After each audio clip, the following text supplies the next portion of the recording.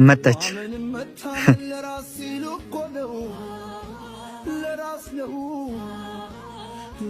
ቆይ አንተ እሷን የምታፈቅራት ከሆነ እንዴት እሷ ላይ ሌላ ሴት ትደርባለህ? አንተን ማሳበዱክ ዶክተሯን የነገረኝ ነው ወይስ ውሸት? እንደዛ እኮ አይደለም።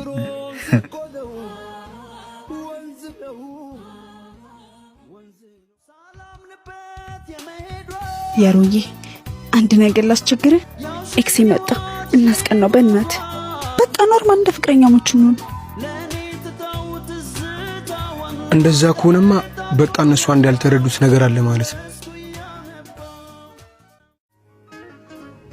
መጣች።